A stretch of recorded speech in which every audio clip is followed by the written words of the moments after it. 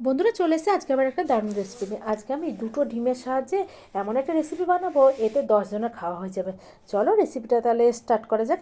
প্রথমেই দুটো ডিম নিয়ে নিয়েছি, কড়াইটা বসিয়ে দিয়েছি, কড়াই তেল সামান্য একটু পরিমাণে তেল দিয়েছি। তেল দেওয়ার পর ওই দুটো ডিম আমি ভালো করে ভুজিয়া করে নিয়েছি, ভুজিয়া করে পাশে নামিয়ে রেখেছি। তারপর কড়াইয়ে আরও বেশ খানিকটা সর্ষের তেল দিয়ে দিচ্ছি। তেলের ভেতরে আমি গোটা জিরে, পাঁচফোড়ন, শুকনো লঙ্কা, তেজপাতা আর একটু এলাচ আর দারচিনি ফোড়ন দিয়ে দিচ্ছি। ফোড়নটা বাজার সেন্ট বেরোলে পরে তারপর আমি আলুগুলোর ভেতরে দিয়ে দিয়েছি।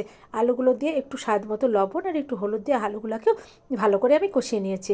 আলুগুলো যেই কষানো হয়ে গেছে তখন আমি কিছুটা কুচনো পেঁয়াজের ভেতরে দিয়েছি। দেওয়ার পর আলুতে আর পেঁয়াজে আরও খানিকক্ষণ আমি ভালো করে ভেজে নিয়েছি। ভাজা হয়ে গেলে পরে আমি বেটে রাখা মশলাটা গোটা জিরে, গোটা ধনে, আদা, কাঁচা লঙ্কা, শুকনো লঙ্কা আর টমেটো বাটা ছিল, সেই পেস্টটা আমি ওর ভেতরে দিয়ে দিয়েছি। দেওয়ার পর ওটাকে দিয়ে বেশ খানিকক্ষণ নাড়াচাড়া করে নিয়েছি।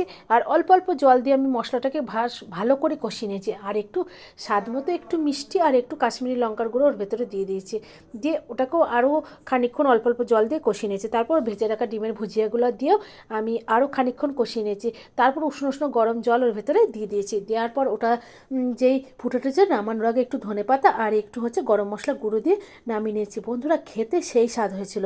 ভাত রুটি সাথে দারুণ লাগবে এই রেসিপিটা। ভালো লাগলে পরে অবশ্য করে আমার চ্যানেলটাকে লাইক শেয়ার